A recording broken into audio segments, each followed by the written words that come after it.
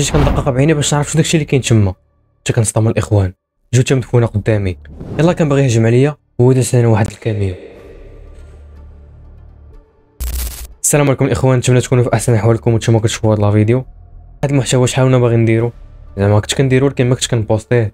كنت كندير قصص طوال صغير، قصص صوتيه، كنت كندير قصص بالكروما. اخيرا قاديت هاد الخلفيه اللي كتشوفوني بها دابا، وقلت علاش لا ما بداش هاد النوع من القصص. بغي نقول لكم بلي راه ما غاديش ندير غير القصص فقط، غندير القصص جرائم، قصص ديال الجن، قصص ديال الرعب، قصص بوليسيه. وايضا ما غاديش ندوي غير على القصص فقط، غادي ندير شي مثلا شي حاجه ترند يعني كلشي كيهضر عليها، ولا شي حاجه اللي خصها استفسار حتى هي غادي نهضر عليها. المهم متحمس بزاف اني نعاود لكم هذه القصه. نطلب منكم انكم تركزوا معها وتعيشوا مع الاحداث كانكم نتوما ابطال ديال القصه.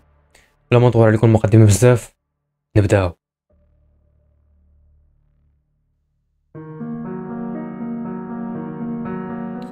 قبل ما ندخلوا في احداث القصه غادي نقول لكم باللي هاد القصه غادي نحكيها بحال واقع عليا باش تتوما تعيشوا من احداث القصه. المهم صاحب القصه تيقول: سميتي كريم، انا واحد شخص فحالي فحال كاع الناس. قريت قرايتي وشديت الباك ديالي بواحد النقطه اللي زوينه، ودرت لافاك في الدراسه الانجليزيه والحمد لله شديت الاجازه. ولسوء الحظ خديت واحد الخدمه اللي لا علاقه لها بالقرايه اللي قريت. خديت واحد لوزين وكتخلص واحد القدر ديال الفلوس اللي ما يكفيك حتى لسيمانه.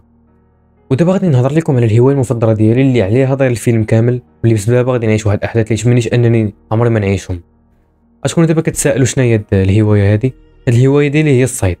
كيعجبني نخرج نصيد في الغابه، وفحال ديما قررت انني نخرج نصيد وما كانش عندي والو فكره وحده على داكشي اللي غادي نعيش. كيقول كريم خرجت بوحدي في الغابه باش نخيم ونصيد ونخرج من داك الضغط والستريس ديال الحياه. الغابه ديال اريزونا بالضبط كنحسبها هي المهرب ديالي من الضغوطات ديال الحياه، وكنمشي ليها باش نريح الاعصاب ديالي. الصيد بالنسبه لي ماشي غير هوايه فقط، هي طريقه باش كنصفي بها الذهن ديالي ونريح بها راسي من الضغوطات.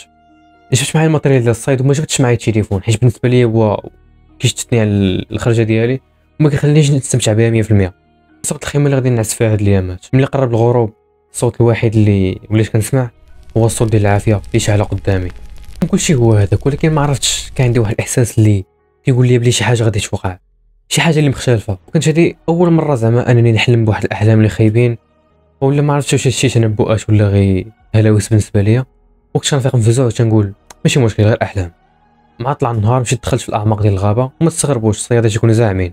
بقيت غادي كتمشي لواحد المده اللي طويله حتى طاحت عيني لواحد الحاجه اللي تمنيت انني عمري ما نشوفها.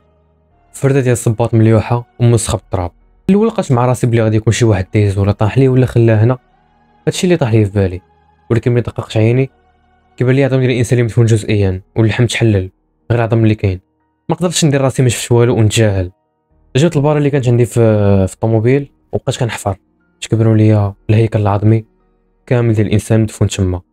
باش كنت قاعد في بلاصتي حتى استوعبت باللي انا لقيت وجه ديال الانسان اللي تقدر تكون ديال شي صياد في حالي. عقلي حبس وما لقيت حتى شي حل من غير انني زعما نكمل طريقي. هذه الحاجه الوحيده اللي قدرت انني نديرها. وفجاه لقيت حتى واحده اخرى الحاله ديالها كفس من الاولى. بقيت قادر نصبر، رجعت كنجري للخيمه ديالي. وفي الوقيته اللي كنت كنفكر سمعت خرتيش مع خوكم زعم. هزيت الموس في يديا وخرجت باش نشوف منين جاي هذا الصوت. حاولت نحبس النفس، الخطوات غاديه وكتقرب ليا. حتى كنشوف مزيان شخص لابس الكحل غطي راسو هز ميكا كحلين. الميكا كانت خارجه منهم واحد الريحه اللي خايبه. الميكا الاولى وانا مركز معاها كنلقى اشلاء بشريه وبدا شي حفره بواحد السرعه اللي كبيره. المنظر كان صادم بالنسبه ليا، حسيت براسي حتى تحركت ودرت الصوت. راسو قلب الجد. شكون كاين تما شكون؟ الصوت كان فيه الغضب والتهديد. هز البال اللي كنت يحفر بها وجاي كيجري لعندي. جريت باقصى سرعه عندي وما بقيتش كنفكر في حتى شي حاجه من غير انني نعتق حياتي. وهو تيغوت باش نوقف وانا عاد ما كنزيد نجري. درت باش نشوف فين كاين فين وصل حتى كنتعكل وكنطيح على وجهي. وهو وقف ورايا يلاه كان بغى يهجم عليا، ولحسن الحظ انا كنا حدا الطريق. داز واحد الكاميو وشتت لي الانتباه ديالو شويه واستغليت ديك 2 ثواني ونطش وبقيت كنجري. ما درتش هاد المره، ما درتش ورايا باش نشوف فين وصل، حيت الا درت نقدر نطيح ونجيبها في راسي عاوتاني. ما وقفتش حتى وصلت للطوموبيل ديالي، حليت الباب ركبت ديماريت وكسريت جبدت الكابليت ووصلت عند البوليس. حيت هادشي اللي شفت راه ماشي عادي، راه السفاح كاين في الغابه واي واحد غيكون تما يقدر يدي لي بالحياه ديالو. البوليس سولوني بزاف ديال الاسئله ولكن من الشوفات ديالهم فهمت ان هاد القضيه ما غريباش عليهم، بحال فايت لهم سمعوا هاد القصه من قبل.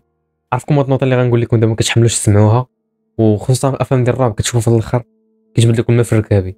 القصه مستوحاه من احداث حقيقيه اللي المجرم سميتو والتر اللي شات في ديسمبر 2020 من بعد ما لقاو بقايا بشريه مقطعه مدفونه في غابه اريزونا. بزاف ديال الصيادله اللي بلغوا بلاغات مشابهه. وهنا غادي نكون وصلنا لنهايه الفيديو. نتمنى الفيديو يكون الاعجاب ديالكم. قصه خفيفه ظريفه، بغيت نجرب بهذا الهيد ديال اليوتيوب والقصص كيفاش داير. المهم كنوعدكم بلي غادي يكونوا قصص زوينين من هنا لقدام. ولما كنتيش داير ابوني ديرها، اللي ما كنتيش داير لايك ديرها، وخلي لي شي كلمه زوينه في الكومونتيرات. تهلاو لي في راسكم. سلامه.